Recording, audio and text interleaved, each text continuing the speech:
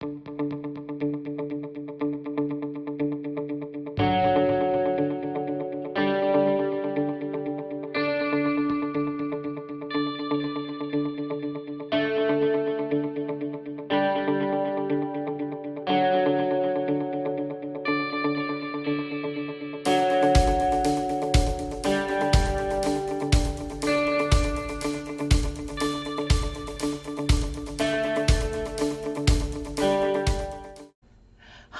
everybody, Crafting Journey here. That Journey Chick on Instagram.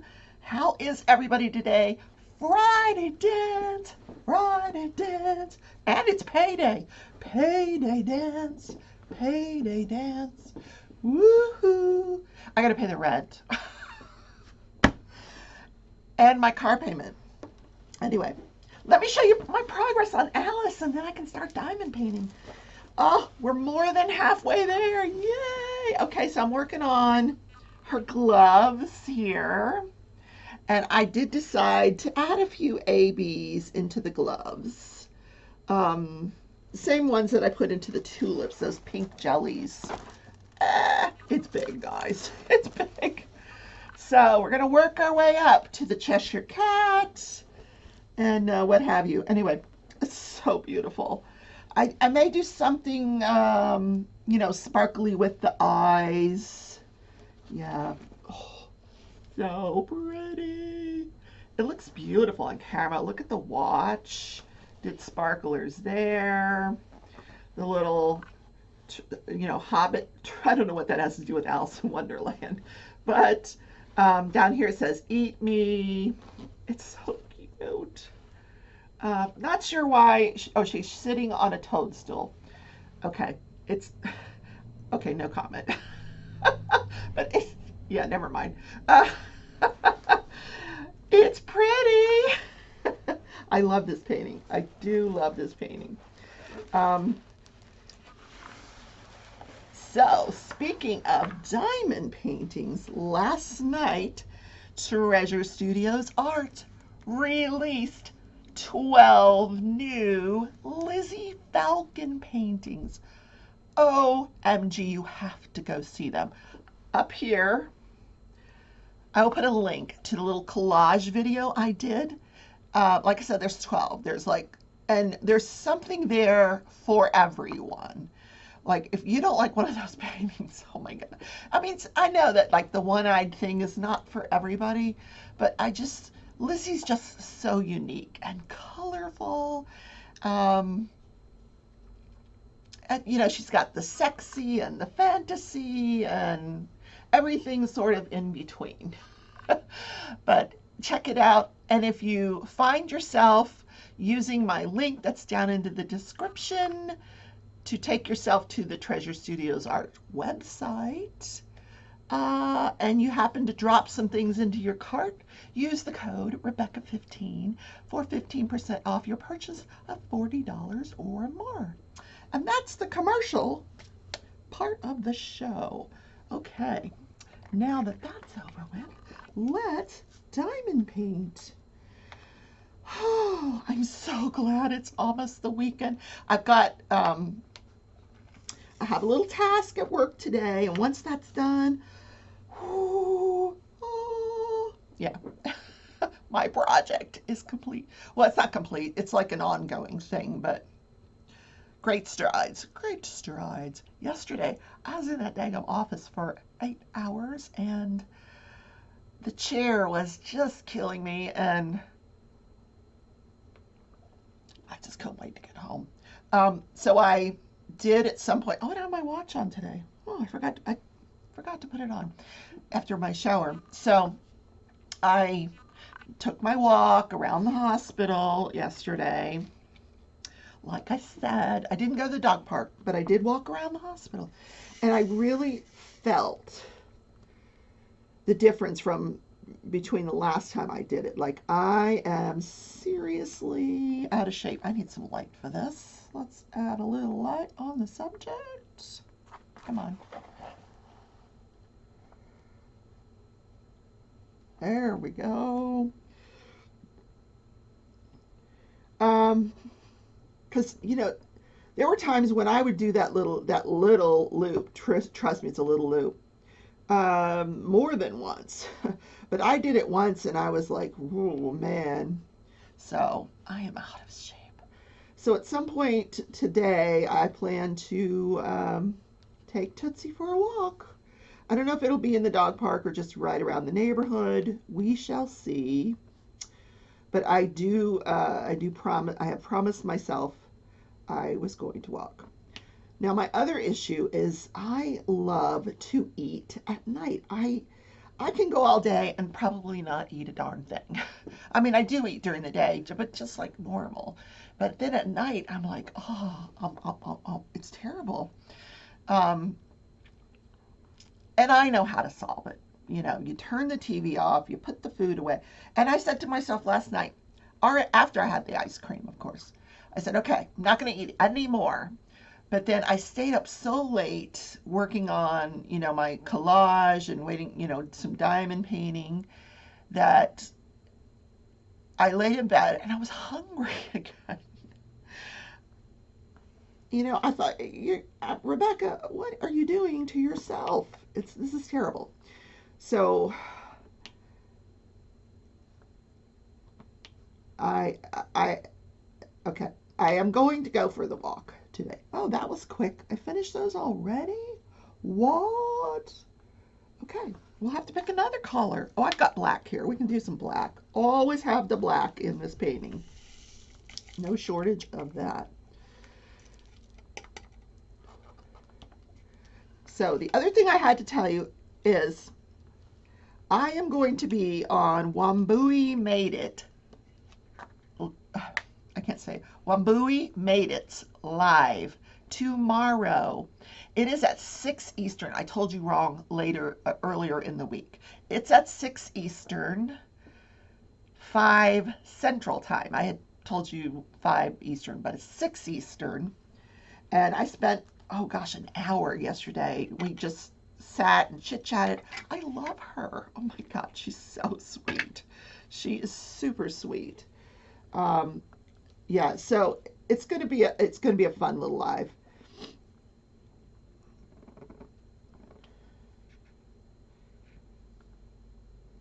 And that's the show for today. Just kidding. um, let's talk about what national day is it? National Spinach Day. Now, when I first saw this, I was like, ugh, spinach. But and then I started looking at all the stuff that I enjoy spinach in, and I didn't realize that there was so many things. And spinach is so high in nutrition. Like it's a huge source of iron. It's the biggest producer of spinach is, I believe, China, and then the U.S. is the second largest producer of spinach. They say you can actually grow it. It's an annual plant, but you can plant it 2 different times of the year. You can plant it in the spring when the weather's, like right now when the weather's a little cooler. It requires like some consistent moisture, but it's a plant you could actually literally, you just have to have good soil. You don't have to grow it in a garden. You can grow it in a planter. But people like it in their salads. I don't. I'll put some in my salad every now and then, like just a little bit, just to enough to get the vitamins. But I like it in like spinach dip or quiche Lorraine. Now, you know who was a huge fan of spinach? Catherine de' Medici. She was the Queen of France. As you may recall, her son Francis married Mary Queen of Scots, and he later died of an ear infection. But anyway, Catherine de' Medici would serve spinach at every meal, and they say that's how it got its name Florentine, because Catherine de' Medici was from Florence, Italy. Okay. But here's the best spinach reference, the one that I can certainly relate to it. I don't know about some of my younger subscribers, but look, remember Popeye the Sailor Man? He would take that can of spinach and he would squeeze it and open the can and drink that or eat that spinach, and you know, and that we threaten our kids. You want to be like Popeye and have big strong muscles, you have to eat your spinach. I think Popeye might have even been before my kids' time. Popeye's really taking you back a ways. Popeye and olive oil. Remember those? Oh, yeah, such a cute cartoon. And then I think there was a movie with Robin Williams, who he played Popeye. Super cute. Super cute. Okay, that is enough about spinach. How do you like your spinach? I make a really good quiche Lorraine. And, with spinach and cheese and, oh, yeah. Let's just twirl the diamond painting pin today. Oh, my goodness. So, judge, jury, and journey. So Monday's the big day. The George Floyd case starts. We're going to hear from all kinds of interesting witnesses. It's going to be the battle of the experts about, how did he die? You're going to hear from people who, like, real witnesses, not just witness because you're on the witness stand, but like people that saw this happen. We're going to get to see videotape, because there was people everywhere with the cameras filming this. So they're all going to be paraded up onto the stand. And, including the most famous video, I guess, the one that shows Derek Chauvin with his knee on George Floyd's neck, which was taken by this teenage girl. So that will be shown, and she will be appearing in the trial. So, opening statements Monday, where the jurors will be sworn in. They are not going to be sequestered until deliberations start. I don't know how that's going to play out, because this thing is all over the media. And the judge actually explained why he did not pick more alternates, because I don't know if you recall, I said, this is a trial that just screams for more alternates.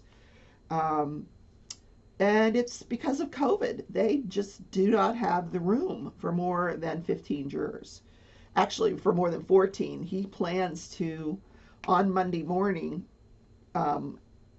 once the 14 people show up, he's going to send the 15th person home. That 15th person is just to ensure that, in case something happens on Monday, you never know. Somebody could be sick, or you never know what could happen. There could be deaths in the family. There could, some reason that someone doesn't show up, so they've got an extra person. So, but, by chance that they don't need this extra person, he will be sent home. And then they will start their opening statements. I'm excited. What a build up to a trial, right? So, anywho, let's go to the Michelle Martenko case. So, interesting day. The lead investigator takes the stand, and they want to show the video. So when he goes up, that initial interview, it ends up in an arrest. They arrest him. So they want to show there was a video. There was a camera in the back of the vehicle that's going to transport Jerry Burns, the defendant, from his hometown, or where he worked, which is 45 minutes away, to the police station. So the camera's, focused on the back seat. So he's back there. Someone else is driving, and the lead investigator is sitting right next to him. And so they were going to show excerpts from that, just the relevant portions of that video. Well, the defense objected. He's like, no, no, no. If you're going to show that video, then we need to watch it in its entirety. OMG. The judge sustained his objection, which means she ruled in his favor and said, yes, we're going to show the whole darn thing, all 56 minutes of it. Well, first of all, let me tell you, when they got in that car and turned that car on, oh my God, the noise was horrendous. The car engine noise. You could hear the conversation between the lead investigator and the defendant, who was incredibly calm. He had the handcuffs on, and he's just looking out the windows, It was weird. It was weird. So, but 56 minutes of what, for the most part, was silence and just this car engine running. When the investigator, when he first gets in the car, he's asking him, hey, what happened? What went wrong? And, Jerry Burns is just saying, I don't know. I'm confused. I don't know. What's going on. I don't know what's going on. And he's like, well, you do understand you're under arrest, and he had read him his rights and told him he had the right to an attorney. He didn't have to talk. And, so at one point he says, is it possible is it possible that someone could block something like this out? And the lead investigator thought he said that he blacked out. He said, I guess it's possible that you could black out. He goes, no, not black out, that someone could just block this out. Now, the key thing with that phrase is that he didn't say that I could have blocked it out. He said, is it possible that someone could block something like this out? So which is so strange. So I don't know, guys. I don't know why would you say something? But the interesting thing that fast forward to, well, let's talk about some of the other things he said, and then I'll come back to that. One of the other things he said during this car ride is that back in the day he drank a lot. In 1979 he was married. He had kids at home. I think his wife may have even been pregnant at this point in time.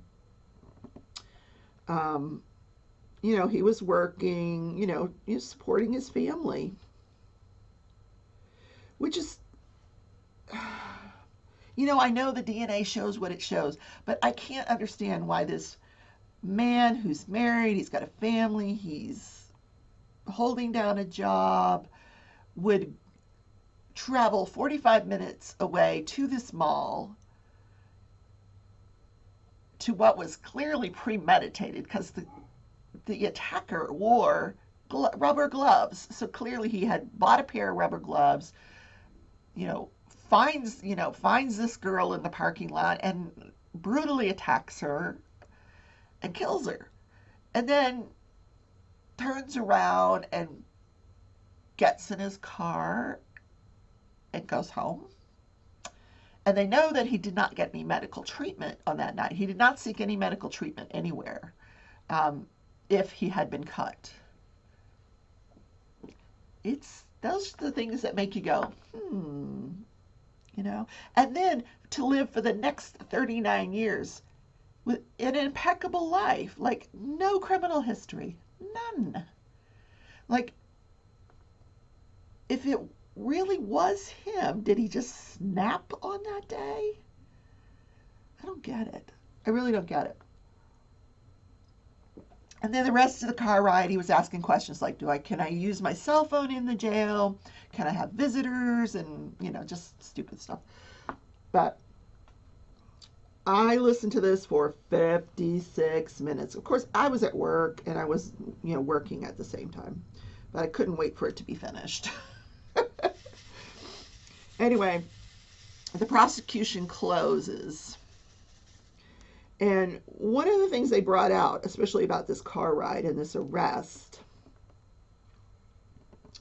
was at no point did he ever deny that he did this. Now, put yourself in this guy's place. Hey, it wasn't me. I didn't do it. You got the wrong guy.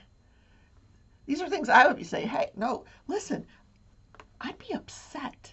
You came to my place of business, which is my bedroom here. You arrested me. You throw me in the back of a car. Well, they didn't throw him. They were very polite to him. You put me in the back of a vehicle. You're interrogating me. I did not do this.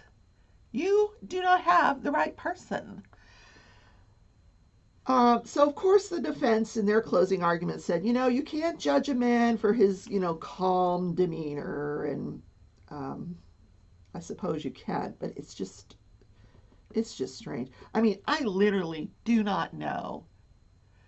I mean, I guess you cannot ignore the evidence. So the defense did, before the closing arguments, they put on an expert that said he was a scientific expert, and he again starts talking about the DNA. And I got to tell you, I tuned him out. I just couldn't listen to any more DNA, which I suspect the jury was saying the same thing. I cannot listen to any more of this.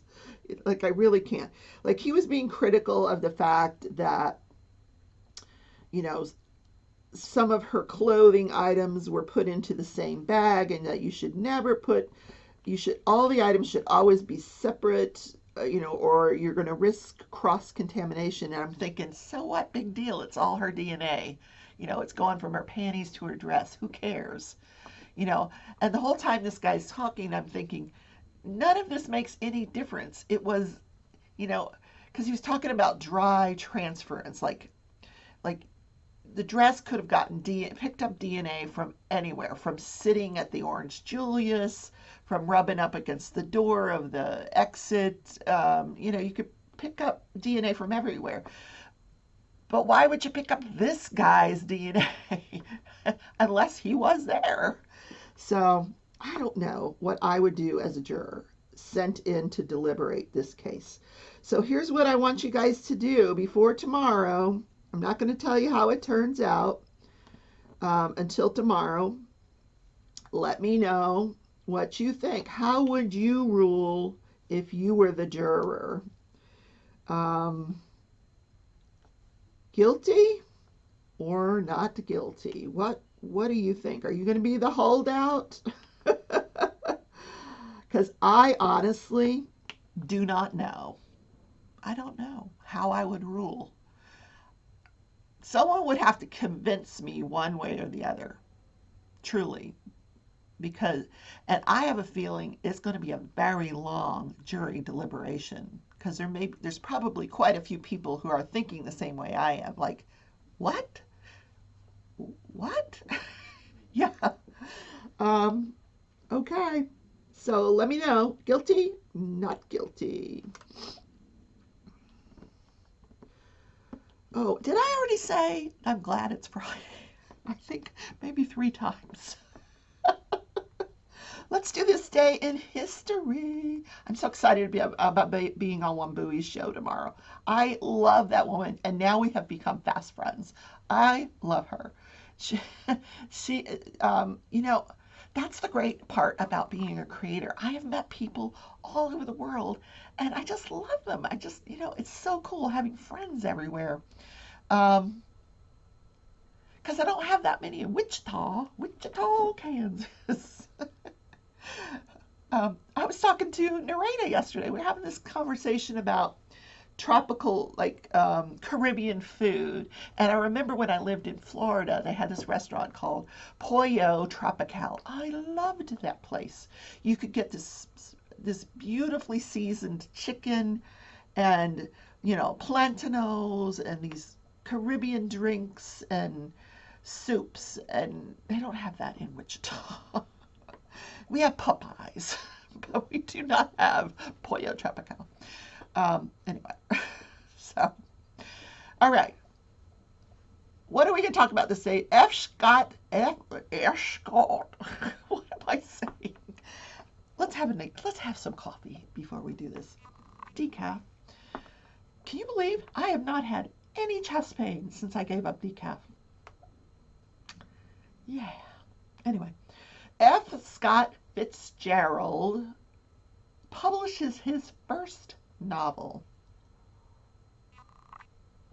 and it's called This Side of Paradise.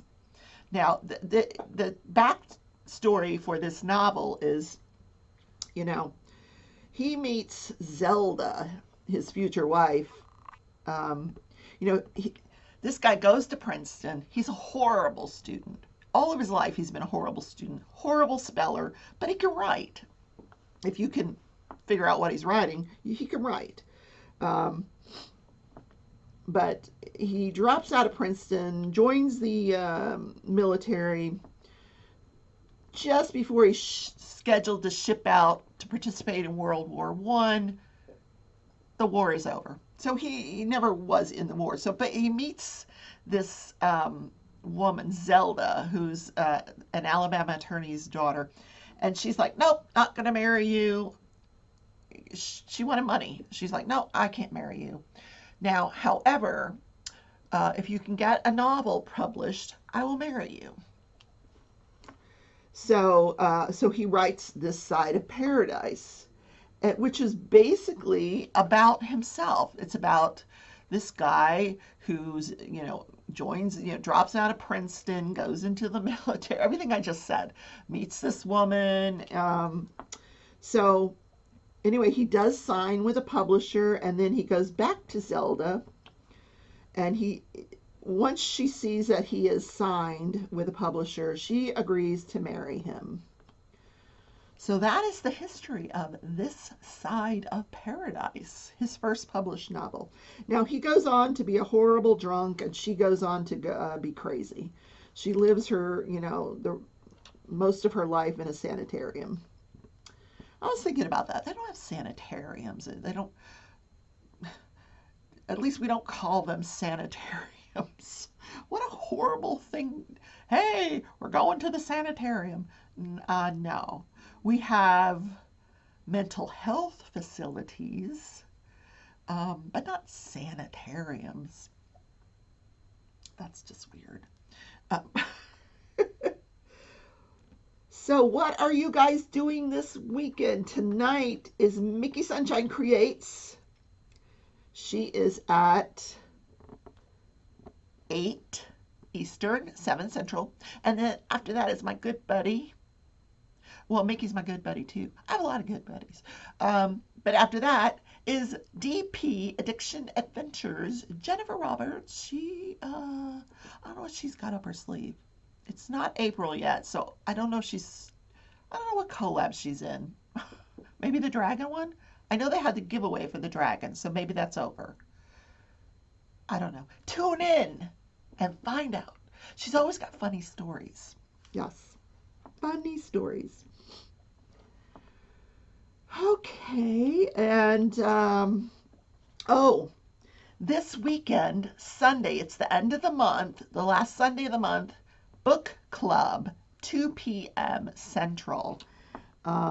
We are going to be discussing the book Elsewhere by Dean Koontz. Now, I'm not done with the book. But I will be done by this week. I'm listening to it. I'm listening to trials. I'm listening to the book. I'm always walking around with my phone listening to something.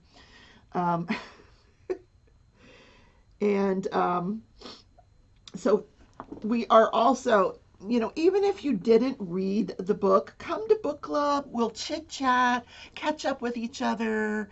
The Zoom link will be in the Crafting Journey Facebook group. I'll make sure I get it pinned to the top so everybody sees it. But we'll also be discussing, what do we want to read next? And if you have an idea, come on in and let's talk about it. What do we want to read next? I think it's going to be a very interesting discussion because there were some people that were fans of this book, Elsewhere, and people that weren't. I'm on the fence. I love Dean Koontz, but I'm not in love with this book. Yeah, it's pretty far-fetched. It's about parallel universes, parallel worlds. Like, can you imagine crafting Journey in a different world? I'd be rich and famous. I'd be the Lizzo of the alternate universe, right? I don't know. In case you don't know who Lizzo is, she's this very big-shouldered African American woman who's is an amazing singer, and she plays the flute. I used to play the flute. Yeah, I'd be the Lizzo of my alternate universe. I would live in a huge house. No, because in the alternate universes, you don't get a different house. You're in the same house. Oh, darn. Okay.